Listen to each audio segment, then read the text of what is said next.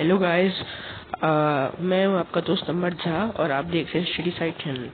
आज के मैं वीडियो में आपको साइंस एंड टेक्नोलॉजी से रिलेटेड सेकंड चैप्टर समझाने वाला हूं, जो कि हमारा वर्क एंड एनर्जी होगा। तो वर्क एंड एनर्जी में जितना भी जल्दी हो सके मैं आपको फटाफट कवर करके बता दूंगा कि वर्क एंड एनर्जी में क्या है नहीं है, वर्क एंड एनर्जी में क्या होता है नहीं होता। सारे टर्म्स को मैं क्लियरली डिफाइन करके आपको बता दूंगा। और आपको कोई भी टर्म में अगर दिक्कत हो तो आप मुझे कमेंट्स में भी पूछ सकते हैं। ओके गाइस, तो आज का वीडियो हम ऐसे ही स्टार्ट करेंगे। और हाँ, लास्ट वीडियो में जैसे कि मैंने आपको बोला था कि अगर आपको मेरी कोई डाउट्स हो तो मेरी ईमेल आईडी पे कर सकते हैं। हाँ, आपको सब कर सकते हैं। और अगर आपको मुझे ईमेल करना है इस वीडियो से रिलेटेड कमेंट्स, तो वो भी आप कर सकते हैं मुझे ईमेल आईडी पे, जो कि मेरे उस वीडियो वाले पे डिस्क्रिप्शन में मिलेगा आपको। ओके, तो ठीक है, चलिए आज का वीडियो स्टार्ट करते हैं। ओके गाइस, तो इस वीडियो में मैं आपको टेक्स्ट बुक से नहीं पढ़ाऊंगा, बिकॉज टेक्स्ट बुक में आपको बहुत लार्जली लगता है, तो उतने अच्छे से समझने में थोड़ी दिक्कत आती है। तो मैंने आज जो डॉक्यूमेंट बनाया, आज मैं आपको उस बेसिस से पढ़ाऊंगा। Okay, let's start. Hello friends, today we are going to learn some physics by means of our science text books. Okay, तो आज हम लोग यही पढ़ने वाले हैं, फिजिक्स पढ़ने वाले हैं अपने साइंस बुक से, जो कि हमारा नेक्स्ट चैप्टर होगा, जो कि क्लियरली वर्क एंड एनर्जी यहाँ पे स्पेसिफिकली लिखा भी है। और जैसे कि मैंने आपको लास्ट वीडियो में बताया था, बायोलॉजी के रिगार्डिंग एक चैप्टर था, 6th चैप्टर, जो कि है classification of plants. Okay, classification of plants, तो ये हमने पढ़ा था लास्ट वीडियो में। आज हम पढ़ेंगे साइंस साइंस में work and energy. Work and energy में हम लोग इन फॉलोइंग टर्म्स को समझने के लिए वर्क एंड एनर्जी पढ़ेंगे, जो कि है work energy, potential energy, kinetic energy, फिर डेरिवेशन दोनों का, डिफरेंस दोनों का, law of conservation of energy. Guys, ये बहुत इंपॉर्टेंट है, आप इसे जरूर ध्यान रखिएगा। हाँ, सारे इंपॉर्टेंट ही है, बट ये भी उनमें से एक है। फिर free fall, power and horse power and etcetera. Because इसके आगे ऐसा नहीं कि ये खत्म हो जाती है, और भी बहुत सारे टर्म्स होते हैं जो हमें नेक्स्ट स्लाइड में समझाए जाएंगे। ओके, तो आज हम पर फिर भी इस चैप्टर में हमें इतने टर्म्स को समझना है फिलहाल के लिए, ताकि आगे जाके हमें ज्यादा दिक्कत ना हो। चलिए हम लोग स्टार्ट करते हैं guys. Now let's start our session today. Okay guys, now generally any mental or physical activity is referred as to work. Okay, आप समझ रहे हैं ना मैं क्या बोल रहा हूँ? मतलब कोई भी नॉर्मल एक्टिविटी जो होती है उसे हम वर्क समझते हैं। यानी ये लाइंस को थोड़ा ध्यान से रखिए, मैं ये बोल रहा हूँ अभी, बिकॉज जो भी मेंटल एक्टिविटी या फिजिकल एक्टिविटी होती है डेली लाइफ में, हम वही उसे वर्क समझते हैं। तो जब भी हम चलते हैं, दौड़ते हैं, तो हमारी बॉडी की एनर्जी यूज होती है, जो नेसेसरी है वर्क करने के लिए। तो अगर मैं बोलूँ एक लड़की जो पढ़ रही है वो वर्क कर रही है या फिर परफॉर्म कर रही है वर्क, बट वो एक मेंटल वर्क होगा ऑफकोर्स, कि वो ना ही अपना हाथों का यूज कर रही है ना ही पैरों का यूज कर रही है, जस्ट मेंटली एक काम कर रही है। बट फिजिक्स में हम लोग जब डील करते हैं वर्क से, तो वर्क का एक अलग मीनिंग होता है guys. Work is that to be done when force is applied on an object causes displacement. यानी हम लोग फिजिक्स के हिसाब से वर्क कब बोलेंगे? वर्क हम तभी बोलेंगे जब एक ऑब्जेक्ट एक स्पेसिफिक फोर्स जब उस पर अप्लाइड होती है और वो अपनी इनिशियल पोजीशन से अपने फाइनल पोजीशन पे आता है, यानी वो इतना लेंथ डिस्प्लेस हुआ है। यानी अगर कोई ऑब्जेक्ट फोर्स अप्लाई होने पे डिस्प्लेस होता है तो हम बोल सकते हैं कि वर्क हुआ है। ठीक है, अब वर्क एक सिंपल दिस टर्म है, जैसे कि यहाँ भी फॉर्मूला में भी लिखा है, work done is force into displacement, जो कि बहुत इंपॉर्टेंट है गाइस, इसको ज़रूर ध्यान रखिएगा। ओके, चलिए आगे बढ़ते हैं। हमें इससे ज़्यादा लंबा नहीं करना, ताकि आप शॉर्ट में जितना जल्दी हो सके उतना समझ पाएँ। जैसे कि हमने ऑलरेडी पढ़ा है कि वर्क कैसे डन होता है, जैसे कि हम लोग अभी समझा कि वर्क कैसे होता है। वर्क डन यानी जब भी आप कोई ऑब्जेक्ट पे फोर्स अप्लाई करेंगे और अगर वो डिस्प्लेस होता है तो यानी वर्क हुआ है। कैसे? फोर्स को हमें डिस्प्लेसमेंट से मल्टीप्लाई करना पड़ेगा कितना वर्क हुआ है वो जानने के लिए, ये उसका कैलकुलेशन है। ओके, आगे बढ़ते हैं। अगर देखिए, अगर हम लोग ने एक ऑब्जेक्ट पे फोर्स अप्लाई किया, ठीक है, अब ये थोड़ा अलग टर्म है, फिर भी मैं आपको समझाऊंगा। अगर हम लोग ने इस ऑब्जेक्ट पे, जो कि ऐसा है, उस पे फोर्स अप्लाई किया कुछ इस डायरेक्शन में, लेकिन वो डिस्प्लेस जो है इसी डायरेक्शन में हुआ है, तो यहाँ पे तो डिस्प्लेसमेंट और डायरेक्शन दोनों भी अलग दिशाओं में है। यानी हमारा जो फोर्स है वो इस डायरेक्शन में जा रहा है और डिस्प्लेसमेंट तो इस डायरेक्शन में। चलिए हम इस पॉइंट को F1 मार्क करते हैं और इसको F मार्क कर लेते हैं, या फिर समझने के लिए, तो क्योंकि मेन तो फोर्स यही है इसलिए हम F1 इसे भी मार्क कर सकते हैं, या फिर वाइस वर्सा, आप जो भी चाहे कर सकते हैं। क्लियरली मैं आपको एक्चुअली बताना ये चाहता हूँ कि अगर सपोज फोर्स अगर सेम डायरेक्शन में नहीं अप्लाइड होती है और डिस्प्लेसमेंट जो है अगर अलग डायरेक्शन में होता है कोई भी ऑब्जेक्ट का, तो क्या हम लोग इसी फॉर्मूला से फोर्स को और डिस्प्लेसमेंट को मल्टीप्लाई करके वर्क का एक्चुअल कैलकुलेशन फाइंड आउट कर पाएंगे कि नहीं? जी हाँ, कर पाएंगे, बट उसमें एक अलग कंपोनेंट जुड़ जाएगा। वो क्या है होगा मैं अभी बताता हूँ। जैसे कि हम लोग ने देखा अभी, जैसे कि यहाँ पे एक फिगर दिया है, ये वाला फिगर, इस फिगर को ध्यान से रखिएगा गाइस। जैसे कि इस फिगर में ये जो ऑब्जेक्ट है ए, चलिए इस ऑब्जेक्ट को ए मार्क करते हैं। ये ऑब्जेक्ट ए है, ये ऑब्जेक्ट पे, इस ऑब्जेक्ट पे फोर्स जो है इस डायरेक्शन में अप्लाई हो रही है, बट वो जा रहा है इधर, हमारे उस केस के जैसे जैसे अभी मैंने आपको बताया था। तो इसमें क्या होता है, हमारा जो एंगल क्रिएट होता है अप्लाइड फोर्स और डिस्प्लेसमेंट के बीच में, वो उसको हम लोग सपोज थीटा मान लेते हैं। थीटा आपको मालूम होगा गाइस, एक ग्रीक लेटर है कुछ ऐसा। इस ग्रीक लेटर्स की यूज होती है जैसे कि मैथमेटिक्स में आपको जानते होंगे, हम लोग एक्स लेते हैं अलजेब्रा में, जो हमें वैल्यू नहीं मालूम होती उसकी जगह पे। वैसे यहाँ पे हम लोग ने इस एंगल को थीटा लिया क्योंकि ये एंगल हमें नहीं पता, ठीक है।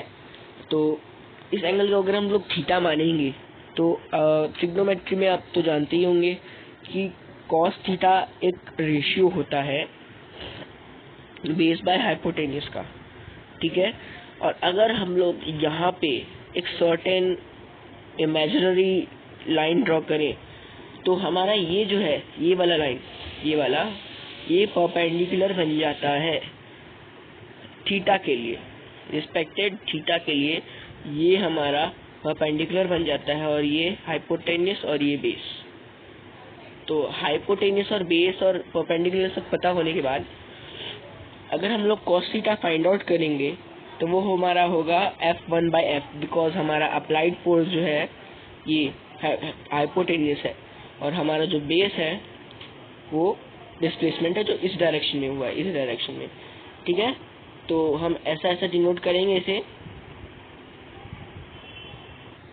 हाँ तो गाइस अभी cos थीटा में मिल चुका है F1 by F, ठीक है। तो अगर अब हम F को इस साइड लेके जाएं, इधर LHS में यहाँ पे यदि लेके जाएं तो F जो है वो cos थीटा से मल्टीप्लाई हो जाएगा। एम आई राइट? ओके, हो गया।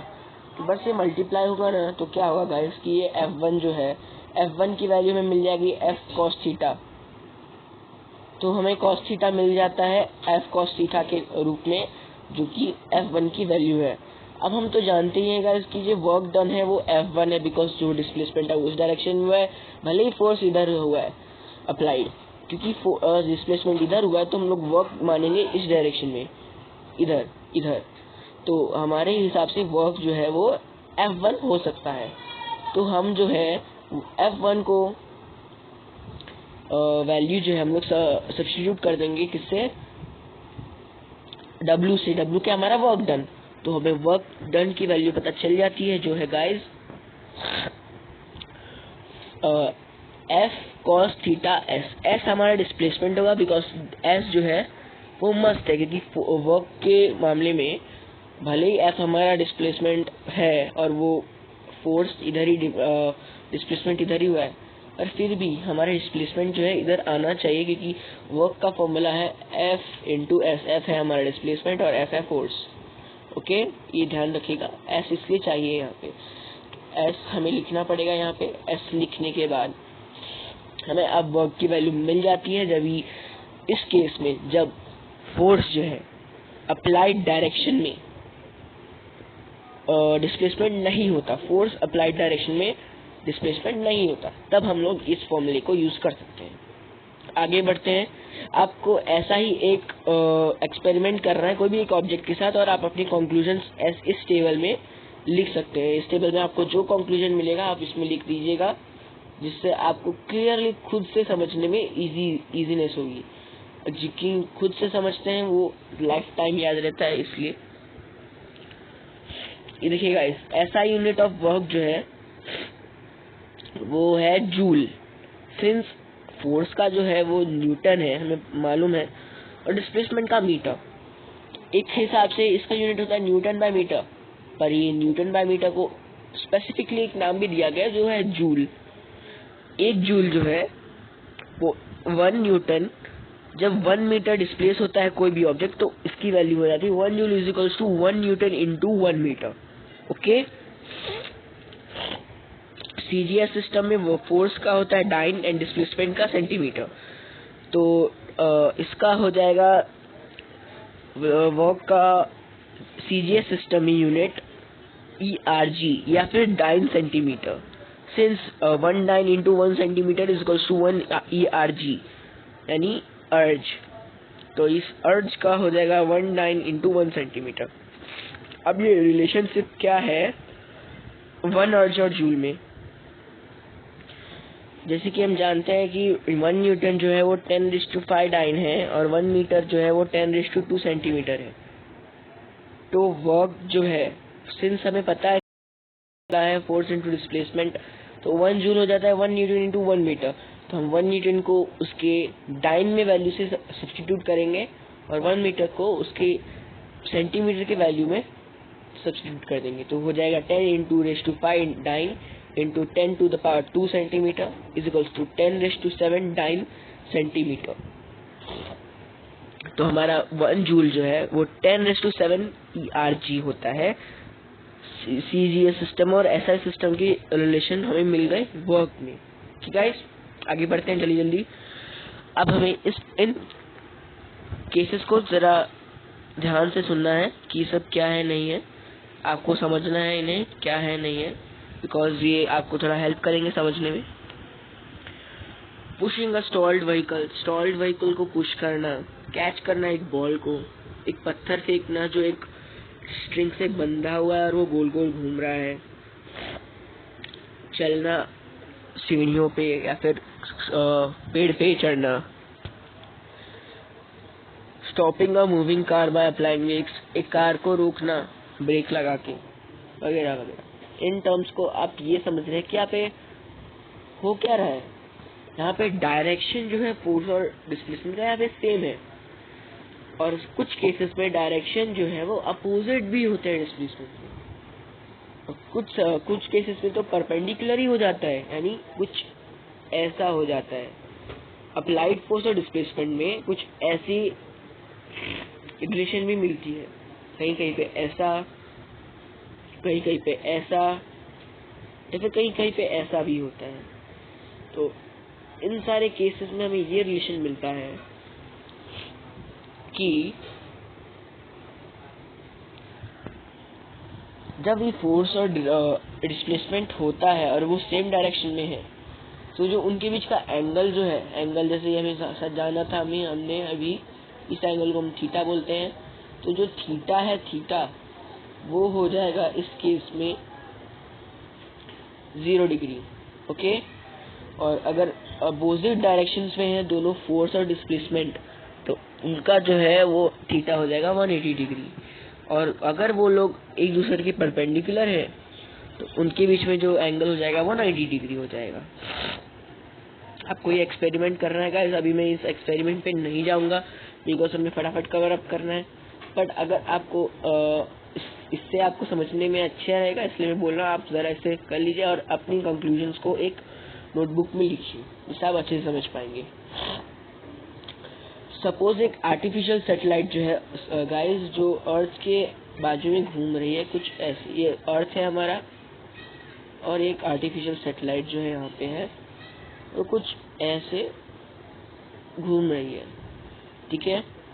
तो उस पे ग्रेविटेशनल फोर्स तो अर्थ का लग ही रहा है, ठीक है, और क्योंकि वो एक सर्कुलर ऑर्बिट में नहीं है, ठीक है, तो उसका जो यहाँ पे है एक्चुअली जो है ना, ये सैटेलाइट है ना, ये इस सैटेलाइट पे ना एक्चुअली एक ऐसा फोर्स लग रहा है।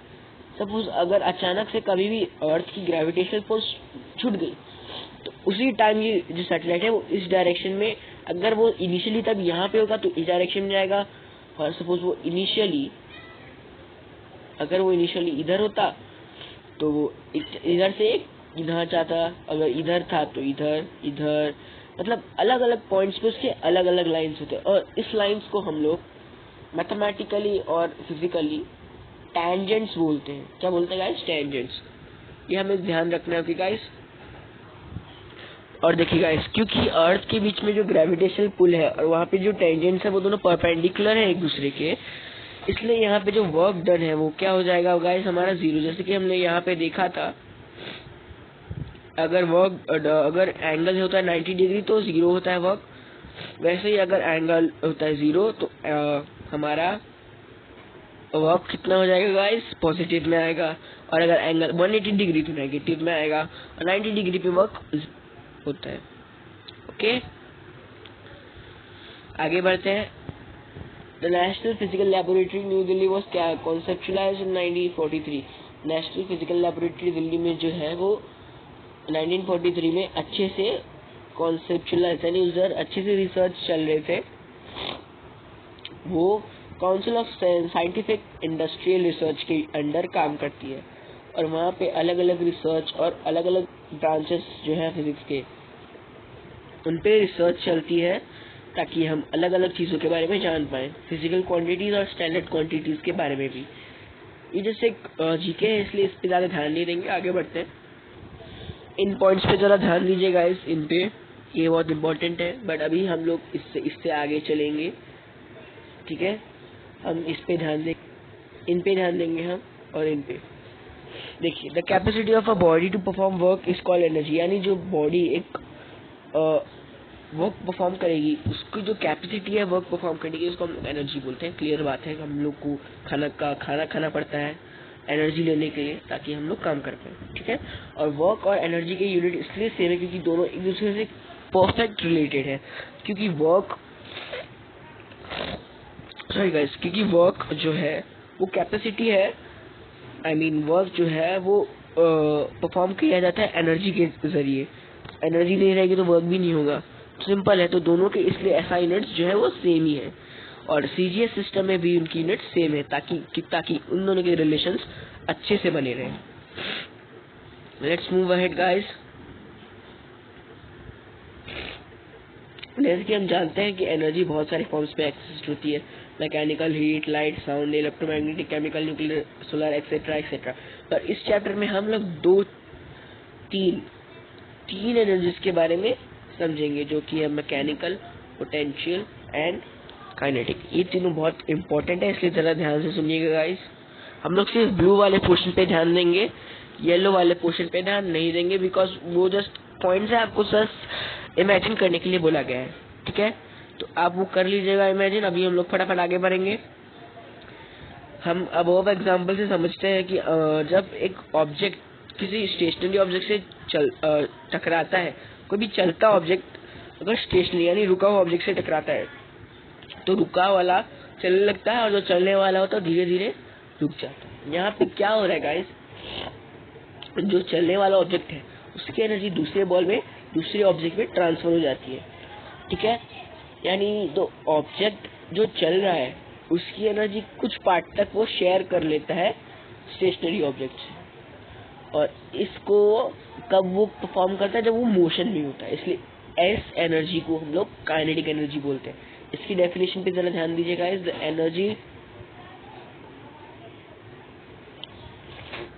Energy which an object has because of its motion, यानी जो एनर्जी पोजेस होती है, एनर्जी होती है किसी ऑब्जेक्ट के मोशन में रहने से, उसे हम काइनेटिक एनर्जी बोलते हैं guys. Okay,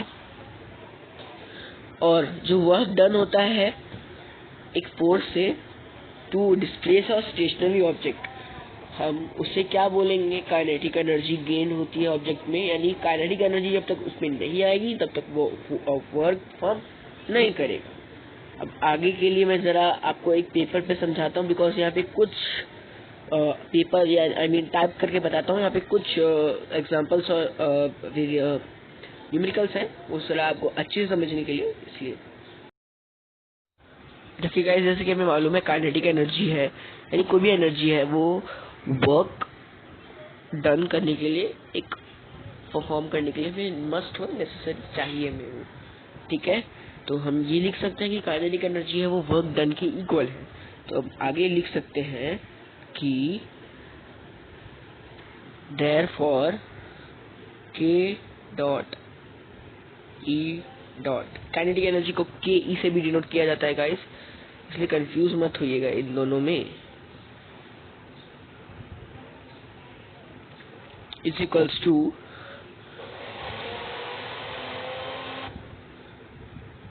force into displacement. Okay guys, ऐसा हम लोग लिख सकते हैं, बिकॉज काइनेटिक एनर्जी और वर्क डन इक्वल ही होते हैं, इन दोनों के फॉर्मूले भी एक ही होंगे। सिंपल बात। तो अब आगे बढ़ते हैं। ओके गाइस, अब हम इसकी डेरिवेशन को देखेंगे।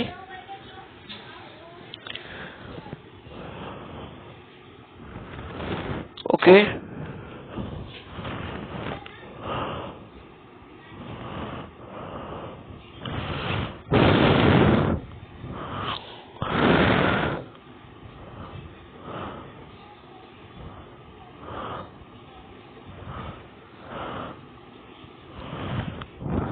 सेकंड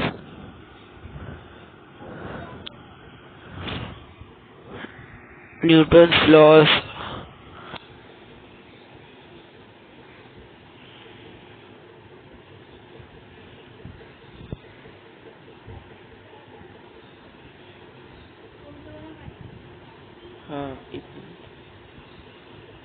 सॉरी गाइस, एक minute, Newton's laws of motion. Okay, जैसे कि अभी हमें मालूम है F is equals to mass into acceleration, यानी फोर्स जो है उसका फॉर्मूला है मास इंटू एक्सीलरेशन। और Newton second equation of motion के मुताबिक S equals to ut plus half at square. Okay guys,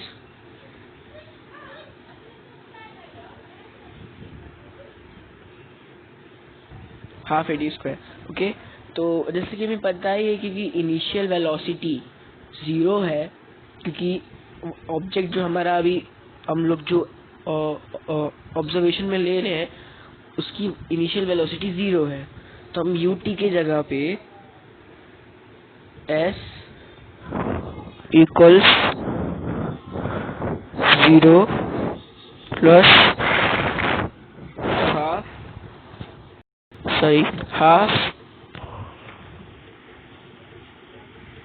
at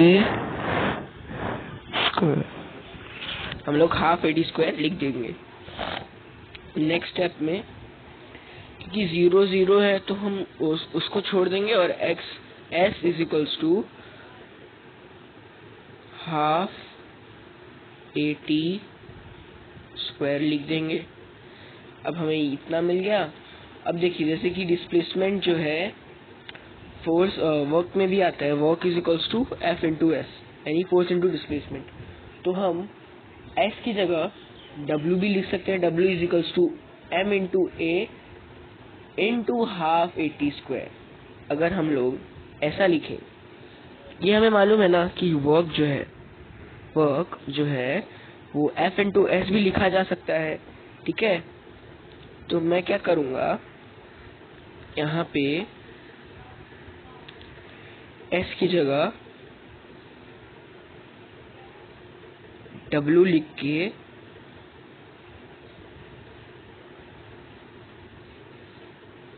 mass into acceleration, M A is mass into acceleration into half A T square, कुछ ऐसा लिख सकता हूँ।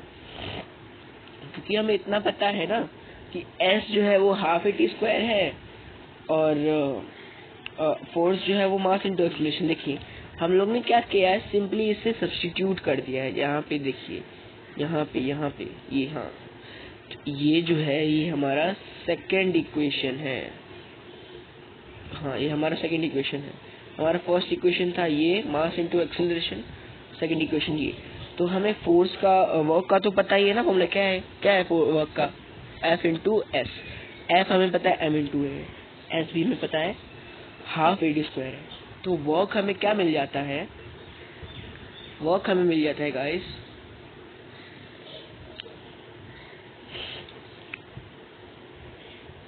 Sorry guys, यहाँ पे हाँ, वर्क हमें मिल जाएगा is equals to half M हम बाहर ले लेंगे और ए क्योंकि दोनों जगह मल्टीप्लाई हो रहा है तो ए टी का होल स्क्वायर हो जाएगा, कुछ ऐसे। दोनों को हम लोग एक साथ स्क्वायर कर देंगे, कुछ ऐसे। तो हमें इतना मिल जाता है। ये हमारा हो गया, क्या जगह हमारे third equation. Okay guys, now अब हम लोग फर्स्ट इक्वेशन ऑफ मोशन का यूज करेंगे। कैसे? ऐसे। हमें पता है फर्स्ट इक्वेशन ऑफ मोशन क्या है, v is equals to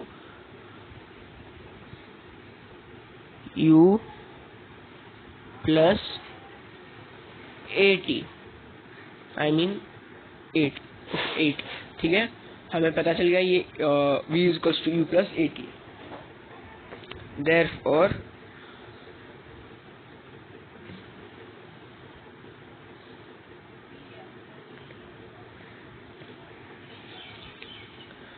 v is equal to 0 plus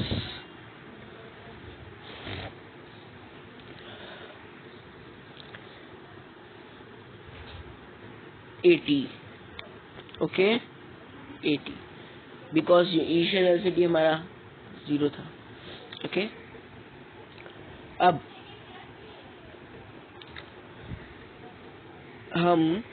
हमें v क्या मिलेगा गाइस, AT मिल जाता है हमें v।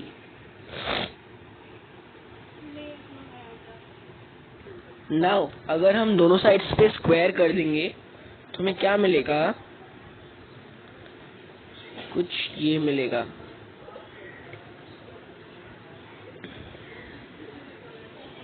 ठीक है, हमें ये मिलेगा। अब हमें ये मालूम है कि वर्क हमें क्या मिला था, half M A T whole square, ठीक है। और हमें यहाँ पे ए टी का स्क्वायर के रूप में क्या मिला है, वी का स्क्वायर मिला है। तो हम आगे क्या ऐसे लिख सकते हैं, कुछ ऐसे, W is equals to half M V square, ठीक है। क्योंकि हमें वर्क के फॉर्मूले में half M whole A T square मिला था, तो ए टी स्क्वायर का हमें क्या मिला, वैल्यू वी स्क्वायर। तो हम लोग ए टी स्क्वायर की जगह वी स्क्वायर लिख दिए और हमें वर्क का दूसरा फॉर्मूला भी मिल गया। अब हमें ये मालूम है कि एनर्जी जो है वो वर्क के इक्वल ही होती है हमेशा। तो मैं ऐसे भी लिख सकता हूँ, E is equals to half mv²। ठीक है, अब हमें यहाँ पे कौन सी एनर्जी चाहिए? Kinetic energy. काइनेटिक एनर्जी में डाल देंगे, सिंपल।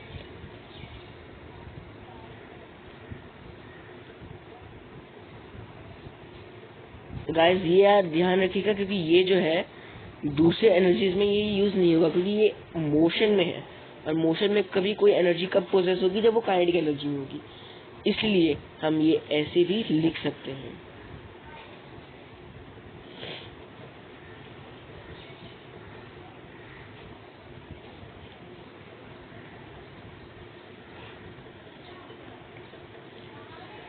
यहाँ पे हमें मिल गया हाफ mv²। ठीक है गाइस, इतना हमें पता चल गया अब कि काइनेटिक एनर्जी क्या होती है, कैसे होती है, क्यों होती है। अब इस पे एक एग्जांपल भी हमारे टेक्स्ट बुक में दिया गया है, मैं आपको बताता हूँ कि क्या है वो। ठीक है, तो गाइस जैसे कि हमारा ये एग्जांपल है, नेक्स्ट एग्जांपल जो है हमारा है ये, a stone having a mass of 250 gram is falling from a height. ठीक है, हमारे पास है एक स्टोन जिसका मास है 250 ग्राम्स और वो एक सडन हाइट से गिर रहा है।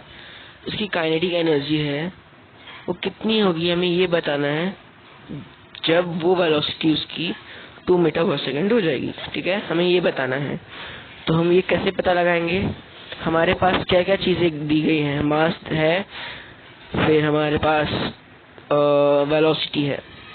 तो हम क्या कर सकते हैं कि मास को हम लोग केजीज में कन्वर्ट कर देंगे, और वेलोसिटी क्योंकि हमारा ऐसा यूनिट में है तो मास भी हमारा ऐसा यूनिट में होना चाहिए।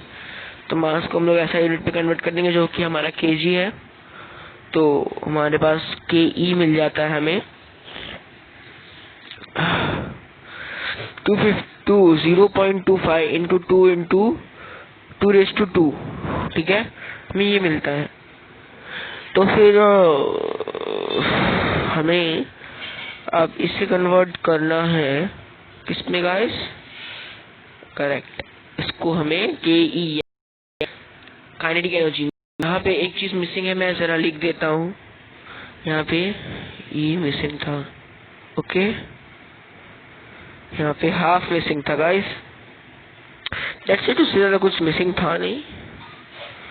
ठीक है, तो हमारा ये मिल जाता है K is equals to half into 0.25, जो कि हमारा ऐसा यूनिट है, और वेलोसिटी हमारे पास है 2 मीटर पर सेकेंड, तो उसका स्क्वायर। यानी हमें क्या करना है एक्चुअली, के का फॉर्मूला क्या था? Half into mv²। Okay, half into m क्या है हमारा? 0.25 इंटू v क्या है हमारा? 2। करेक्ट, हमारा v है 2, तो हमें मिल जाएगा हाफ इंटू 0.25 इंटू 2², जो कि है 0.5 जूल। तो उस ऑब्जेक्ट की काइनेटिक एनर्जी जो होगी वो 0.5 जूल होगी। ओके गाइस, अब चलिए लेट्स मूव अहेड नाउ। हम आगे बढ़ते हुए यहाँ आ गए हैं। यहाँ पे एक क्वेश्चन था, use your brain power, text book में, इसलिए मैंने यहाँ पे भी लिखा है वो, the mass of a moving body. अगर एक बॉडी की मास है, अगर वो डबल हो जाती है तो उसकी काइनेटिक एनर्जी कितनी टाइम्स इंक्रीज होगी, आपको ये बताना है। ये ट्रिकी क्वेश्चन है, आराम से कर सकते हैं, पर फिर भी आप सपोज हमारे पास फॉर्मूला है K is equals to half mv²। ठीक है, हम मास डबल कर देते हैं, कितना हो जाएगा? तो हाफ इंटू 2mv²। तो यहाँ पे हाफ है, उधर 2m है। जैसे कि ऐसे मैं जरा आपको लिख के दिखा देता हूँ तो आपको थोड़ा इजी पड़ेगा। यहाँ पे हाफ था इंटू हमने मास को डबल कर दिया, यानी 2m हो गया वो v²। ठीक है, 2 जरा गलत हो गया मेरा, स्क्वायर। ठीक है, v² है, हाँ, तो ये 2 गया, ये 2 गया, तो कितना बचा? mv²। तो अगर देखा जाए तो ये 1 mv² होता है, और ये ध्यान रखिएगा गाइस कि 1 हाफ का 2 टाइम्स होता है 1। तो मैं ऐसा बोल सकता हूँ कि हमारा जो काइनेटिक एनर्जी होगा वो भी डबल हो जाएगा, अगर किसी ऑब्जेक्ट की मास जो है वो भी डबल होती है तो। ठीक है, आपको फिर भी अगर मेरा आंसर समझ में नहीं आया तो फिर अगर आपके पास अगर बेटर एक्सप्लेनेशन है तो आप कमेंट्स में लिख सकते हैं, और अगर आपकी मुताबिक भी सही है तो भी आप लिख सकते हैं कमेंट्स में। ठीक है, अब हम आगे बढ़ते हैं। Potential energy. Okay guys, potential energy हमारा भी इस टॉपिक इस लेक्चर में लास्ट टाइम होगा, कि आगे की हम लोग जो है वो नेक्स्ट लेक्चर में कंटिन्यू करेंगे, बिकॉज अभी हमारा जो लेक्चर है वो बहुत बड़ा होते जा रहा है। तो पोटेंशियल एनर्जी हमें मिलता है। पोटेंशियल एनर्जी क्या होती है? जो एनर्जी किसी भी ऑब्जेक्ट की पोजीशन की वजह से जो पोजेस होती है उसे पोटेंशियल एनर्जी बोला जाता है। ठीक है, और इसका कोई ज्यादा हाईली एग्जाम्पल तो नहीं है, बट फिर भी आप इसको क्लियरली समझ पाएंगे। इसका जस्ट एक फॉर्मूला है जो कि है mgh। अभी तो मैंने आपको नॉर्मली बता दिया, फिर भी मैं आपको एक पेपर पेन पे रिप्रेजेंट करूंगा, अभी तो नहीं, क्योंकि हमारा लेक्चर बहुत लंबा होते जा रहा है, इसलिए फिलहाल के लिए मैं अभी स्टॉप करूंगा यहाँ पे गाइस। और तो गाइस, जैसे कि मैं अभी स्टॉप करने वाला हूँ यहाँ पे। मैंने आपको इतना बता दिया अभी कि जो पोटेंशियल एनर्जी का फॉर्मूला है वो है mgh, यानी mass into gravity into height. वो क्यों है, ये आपके लिए अभी के लिए एक क्विज है, आपको ये फाइंड आउट करना है। अगर आपको मिल जाता, आपको अभी ये फाइंड आउट करना पड़ेगा, और अगर आपको मिल जाता है तो आप कमेंट्स में लिख दीजिएगा। ठीक है, पोटेंशियल एनर्जी का फॉर्मूला mgh क्यों होता है, ये आपको ढूंढना है, क्यों होता है। ठीक है, अगर आप इसका बेटर एक्सप्लेनेशन जानते हैं तो आप मुझे जरूर कमेंट्स में बताइएगा। ठीक है, तब तक के लिए थैंक। अभी नेक्स्ट लेक्चर में मिलते हैं, जो अगला होगा पोटेंशियल एनर्जी के अहेड से हम लोग स्टार्ट करेंगे। ठीक है, तब तक के लिए कीप लर्निंग।